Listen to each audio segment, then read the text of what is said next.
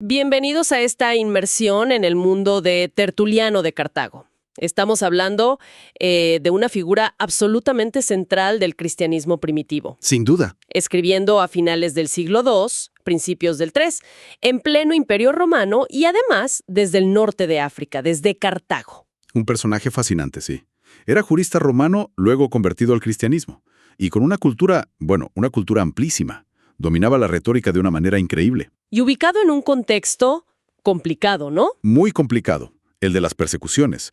Cartago en particular no era un lugar precisamente fácil para los cristianos en esa época. Claro. Y lo interesante de Tertuliano, creo, es que no se esconde, no pide clemencia, no adopta una postura victimista. Para nada. Al contrario, usa todo ese bagaje legal, filosófico, como armas para defender su fe. Su voz es potente, a veces incluso desafiante. Exacto. No es para nada la voz de alguien suplicando. Se le ha llegado a llamar gladiador de la palabra. ¿Le queda bien el apodo? Creo que sí. Y bueno, para entender bien su pensamiento, vamos a explorar algunas de sus obras clave. Nos basaremos en la edición de Alfonso Ropero, ¿verdad? Sí, esa edición recoge textos fundamentales como la apología contra los gentiles, la exhortación a los mártires, también la virtud de la paciencia y la respuesta a los judíos. Perfecto. La idea es entender cómo construía sus argumentos. ¿Qué nos revela todo esto sobre ese cristianismo norteafricano tan temprano y tan vibrante? Y su estrategia es notable desde el principio, porque, como decías, no se limita a defenderse pasivamente. Ataca la base misma de las acusaciones. Va a la raíz. Va a la raíz y cuestiona la legalidad misma de la persecución. Su blanco principal es lo que él denomina el odium nominis. El odio al nombre. Exacto, el odio irracional al simple nombre de cristiano. Denuncia que se condene sin investigar los supuestos crímenes, lo cual, y esto es clave, iba contra los propios principios del derecho romano que él conocía tan bien. Ahí está una de sus grandes jugadas maestras, ¿no? Usar la lógica romana contra los propios romanos. Precisamente. Es como decirles, ustedes presumen de justicia, pero ¿dónde está la investigación? ¿Dónde el derecho a la defensa? Es casi una provocación directa a la autoridad. Totalmente. Y lo hace con una confianza, algunos la llaman triunfalista. Sí, se nota esa seguridad. A pesar de estar viendo a sus hermanos en la fe sufrir, morir, él escribe con una certeza absoluta de que la verdad cristiana va a prevalecer. No hay lamento. Lo que hay es argumentación robusta, una convicción profundísima en la superioridad moral e intelectual de su causa. Pues entremos ya en la apología contra los gentiles, quizás su obra más conocida, una defensa en toda regla frente al mundo pagano.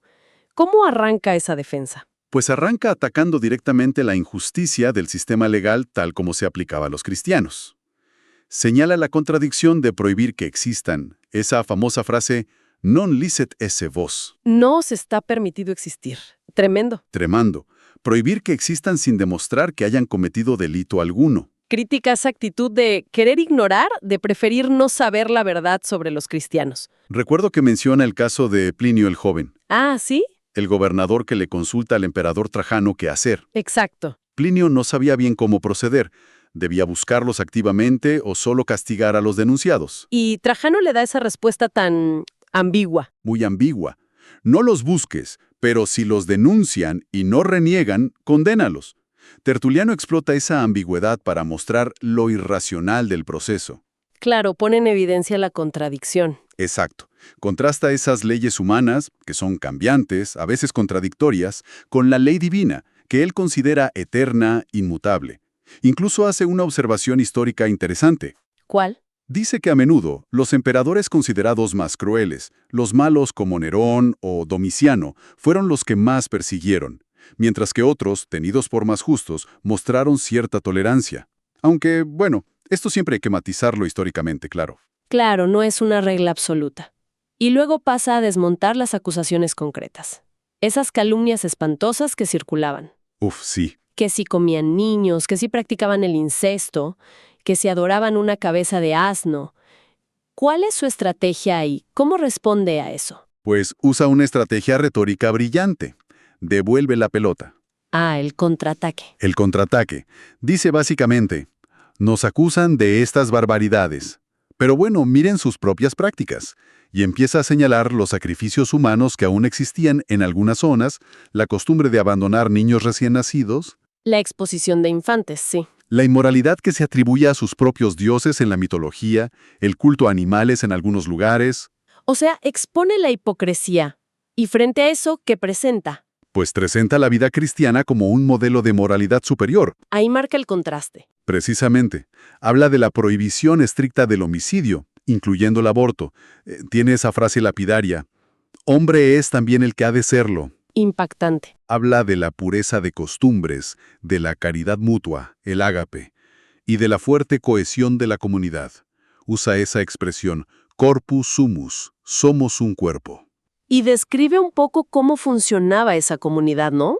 Sí, describe cómo se ayudaban con una caja común para los necesitados, cómo oraban juntos, cómo mantenían una disciplina interna. Era, digamos, un modo de vida que contrastaba muchísimo con la sociedad de la época.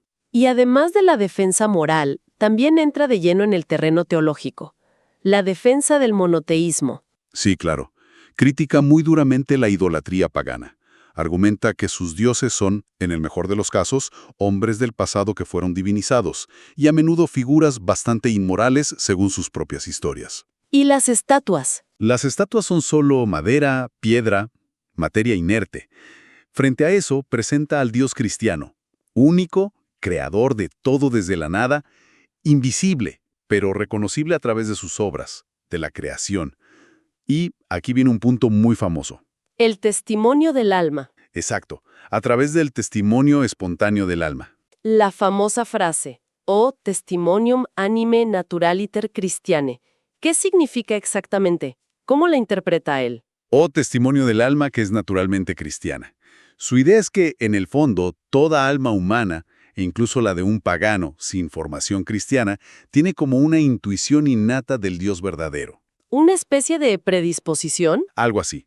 Que en momentos de apuro o de asombro, la gente invoca espontáneamente a Dios, así, en singular. Y ese Dios, argumenta Tertuliano, no es otro que el Dios cristiano. Es una idea muy potente sobre un conocimiento natural de Dios. Muy interesante. Y además de ese testimonio interior, apela a la revelación externa, a las Escrituras. Correcto. Destaca muchísimo la antigüedad de las escrituras hebreas, lo que llamamos el Antiguo Testamento. Argumenta que son mucho más antiguas que cualquier filósofo griego o texto fundacional romano. Pone ejemplos, ¿no? Sí, dice que Moisés vivió siglos antes que Homero, por ejemplo, y presenta el cumplimiento de las profecías del Antiguo Testamento en la vida, muerte y resurrección de Cristo, como una prueba, para él irrefutable, de su origen divino. Dentro de esta defensa, lógicamente, tiene que hablar de Cristo. ¿Cómo lo presenta para esa audiencia que era en parte pagana, en parte autoridades romanas? Lo presenta como el logos. Usa ese término filosófico, verbo, razón, poder, que era familiar para su audiencia culta, pero le da un contenido específicamente cristiano. Ajá. Enfatiza que Cristo no es una criatura, sino que es engendrado por el Padre y compartiendo su misma sustancia divina. Usa esa analogía del rayo de sol. Que procede del sol pero no lo disminuye. Exacto. Dios de Dios, luz de luz.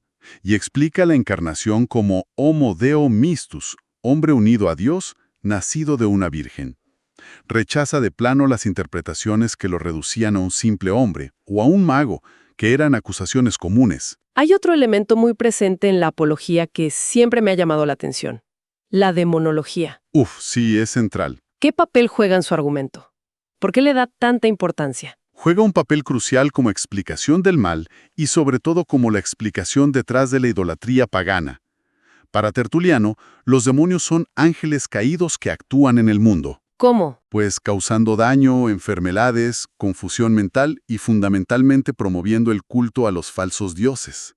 Son ellos los que están detrás de los oráculos, de las estatuas, de los templos paganos. Y aquí conecta con el poder de Cristo de una forma muy práctica, ¿no? Los exorcismos. Exactamente.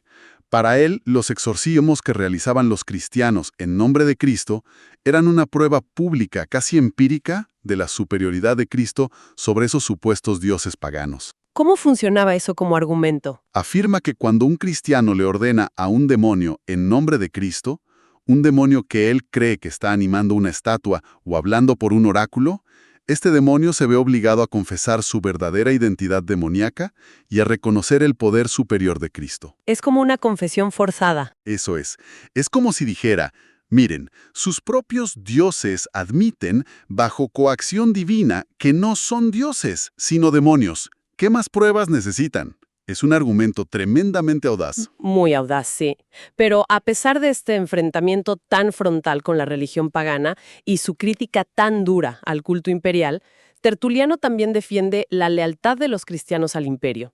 ¿Cómo casa esas dos cosas? Pues distinguiendo muy claramente.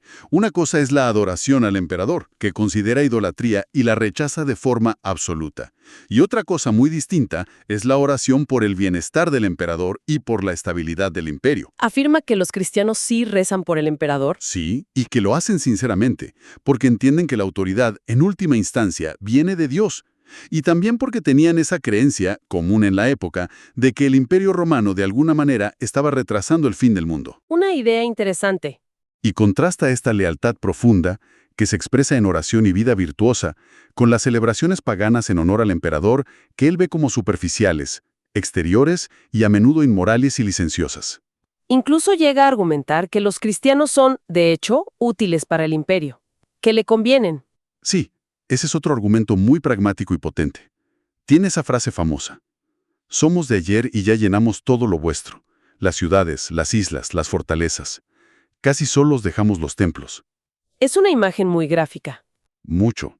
Argumenta que por su número creciente y sobre todo por su comportamiento virtuoso, trabajadores honestos, ciudadanos pacíficos, incluso soldados leales, los cristianos son en realidad un pilar que sostiene el imperio, no una amenaza. Llega a decir que si se fueran, Llega a decir que si todos los cristianos se retiraran de golpe, el imperio se quedaría prácticamente desierto y colapsaría. Es una hipérbole, claro, pero muy efectiva. vaya argumento. Y cierra la apología, si no recuerdo mal, comparando a los cristianos con los filósofos. ¿Qué diferencias marca ahí? Ciales. Quizás en la búsqueda de la verdad o en ciertas normas éticas, pero la diferencia fundamental para él está en la fuente y en el objetivo. ¿En qué sentido? Los filósofos, dice, buscan la fama personal y a menudo toman ideas de las escrituras, que él insiste en que son más antiguas, pero las distorsionan, las corrompen, las mezclan con errores. ¿Y los cristianos? Los cristianos, en cambio, han recibido la verdad completa por revelación divina, directamente de Dios, a través de Cristo y los profetas, y la guardan íntegra. Y su objetivo no es la gloria humana, sino la salvación eterna. Queda clara la distinción. Bueno, de esta defensa pública pasamos a un ámbito más interno. La fortaleza en la adversidad. Ahí entran la exhortación a los mártires y la virtud de la paciencia. La exhortación está dirigida a los que ya están en prisión, ¿verdad? Sí, es un escrito probablemente anterior, quizá del 197, y es muy pastoral, muy directo. Anima a los confesores que están encarcelados a ver la prisión no como un simple lugar de sufrimiento, Sino como... sino como una palestra, dice él, una arena de entrenamiento para la lucha espiritual final que es el martirio. Les dice algo muy fuerte, que la verdadera cárcel es el mundo exterior, con sus tentaciones, sus pecados, mientras que en la celda física, su espíritu puede encontrar la verdadera libertad. Y les pide también unidad entre ellos, ¿no es así? Fundamental. Les recuerda que la concordia, la paz entre los hermanos que están sufriendo juntos, es necesaria para recibir la fuerza del Espíritu Santo. Es el Espíritu quien les va a sostener en la prueba final. Es un llamado a la cohesión interna frente a la presión externa brutal. Y el otro texto, la virtud de la paciencia, parece ampliar esta necesidad de fortaleza interior a toda la vida cristiana, no solo al momento extremo del martirio. Exacto. Tertuliano eleva la paciencia a una virtud. Bueno, casi la virtud fundamental. La condición de posibilidad para vivir la fe auténticamente. ¿Por qué tan importante? Porque presenta a Dios mismo y a Cristo como los modelos supremos de paciencia. Dios que es paciente con la humanidad pecadora una y otra vez. Cristo que es paciente en su pasión, en su muerte. Y por el contrario, la impaciencia. La impaciencia la ve como la raíz de muchísimos males. La considera el origen del primer pecado. La impaciencia del diablo por querer ser como Dios, la de Adán y Eva por obtener el conocimiento prohibido antes de tiempo. Y dice que es la madre de muchos vicios. La ira, el homicidio, la lujuria. ¿Cómo se aplica eso a la vida diaria? Argumenta que sin paciencia es imposible obedecer los mandamientos más difíciles. Cómo amar a los enemigos sin paciencia, cómo poner la otra mejilla. Claro, requiere una gran fortaleza interior. Muchísima. Y la ve indispensable también para aceptar las pruebas, las correcciones que Dios permite en la vida. Cita aquello de yo a los que amo castigo, para desprenderse de los bienes materiales sin amargura, para perdonar las ofensas una y otra vez. La relaciona también con la humildad, la penitencia. Sí, recuerda las parábolas de la oveja perdida y del hijo pródigo. Destaca la paciencia del pastor que busca a la oveja, la paciencia del padre que espera al hijo. Esa paciencia es la que hace posible la restauración del pecador. Para Tertuliano, la paciencia no es pasividad, para nada. Es una fuerza activa del alma, una perseverancia que permite seguir adelante. Muy bien. Y finalmente nos queda la respuesta a los judíos. Aquí Tertuliano se enfrenta a otro del cristianismo primitivo, que es el judaísmo del que surgió, y al hacerlo redefine la identidad cristiana. Sí, esta obra es absolutamente clave para entender cómo la iglesia primitiva se veía a sí misma en relación con Israel y con el Antiguo Testamento. Uno de sus argumentos centrales es que la ley de Moisés, no fue ni la primera ni la única ley de Dios. Él argumenta que sí, que existió una ley divina, natural, anterior a Moisés, que fue practicada por figuras justas como Noé, Abraham, Melquisedec, que agradaron a Dios sin necesidad de la circuncisión o del descanso literal del sábado, tal como se prescribió después. O sea que la ley mosaica, con sus preceptos específicos como la circuncisión o el sábado, tuvo un carácter temporal, específico para Israel. Eso es exactamente lo que argumenta. Dice que esos preceptos fueron dados como una señal para el pueblo de Israel en un momento concreto, pero que no eran la esencia de la relación con Dios ni tenían un carácter universal o eterno por sí mismos. ¿Y cómo lo demuestra? Pues recurriendo, curiosamente, a las propias escrituras hebreas. Cita a los patriarcas, que fueron justos antes de la ley, y cita sobre todo a los profetas, como Jeremías o Isaías, que ya anunciaban una nueva ley, un nuevo pacto, y una circuncisión del corazón, espiritual, no meramente física. Y esa nueva ley, claro, la trae Cristo. Por supuesto, Cristo es presentado como el cumplimiento de todas esas profecías, y por lo tanto, como el que inaugura ese nuevo pacto, esa nueva ley, que es superior y definitiva. Tertuliano se dedica a repasar meticulosamente las profecías sobre el Mesías. ¿Cuáles, por ejemplo? Pues el tiempo exacto de su venida, según el cálculo de las semanas de Daniel, su nacimiento virginal, según Isaías, los detalles de su pasión y muerte que encuentra en los Salmos y sobre todo en Isaías 53. Argumenta que todas, absolutamente todas, se cumplieron perfectamente en Jesús de Nazaret. Incluso la destrucción de Jerusalén la ve como. Incluso la destrucción del templo y de Jerusalén, que ya había ocurrido cuando él escribía, la interpreta como una señal, también profetizada por Daniel, del fin de la era anterior y la validez del nuevo pacto en Cristo. También tiene que abordar la expectativa judía de un Mesías diferente, ¿no? Un líder político, militar. Sí, claro.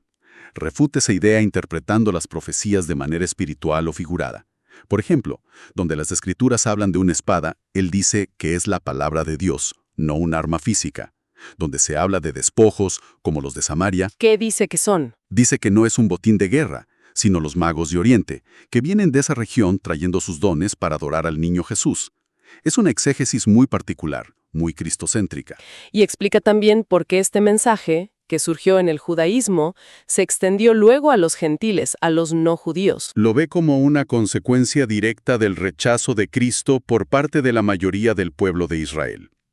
Según su lectura de las profecías, cita el Salmo 2, a Isaías. Ante ese rechazo, Dios se vuelve entonces hacia las naciones, hacia los gentiles. Cita aquello de pueblo que yo no conocía me sirvió. Exactamente. Y la expansión rapidísima del cristianismo por todo el Imperio Romano es para Tertuliano una prueba viviente de que este plan divino, anunciado por los profetas, se estaba cumpliendo ante sus ojos. Introduce también una distinción importante sobre las venidas de Cristo, ¿verdad?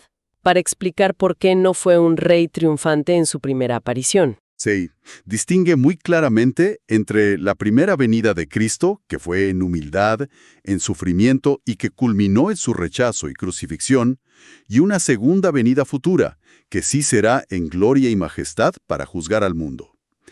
Esta distinción le permite conciliar las profecías que hablaban de sufrimiento con las que hablaban de gloria. Realmente, al recorrer estas obras, la apología, la exhortación, la paciencia, la respuesta a los judíos, se ve la figura de Tertuliano como un auténtico arquitecto, un pilar fundamental del pensamiento cristiano occidental. Sin ninguna duda. Un defensor incansable que usó todas las herramientas que tenía a su alcance.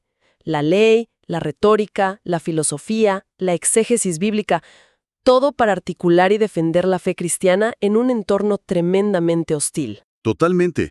Hemos visto cómo construyó esa defensa razonada y moral frente al paganismo, cómo criticó la idolatría y la injusticia legal, cómo releyó todo el Antiguo Testamento a la luz de Cristo, cómo enfatizó esa necesidad vital de la paciencia y la fortaleza espiritual, y cómo definió una identidad cristiana propia, distinta tanto del paganismo como del judaísmo y con vocación universal. Su influencia en toda la teología latina posterior es innegable. Para terminar, quizá podríamos quedarnos pensando en una de sus ideas más desafiantes. Esa que mencionamos al hablar de los filósofos. ¿Te refieres a su visión de la relación entre filosofía y revelación? Exacto.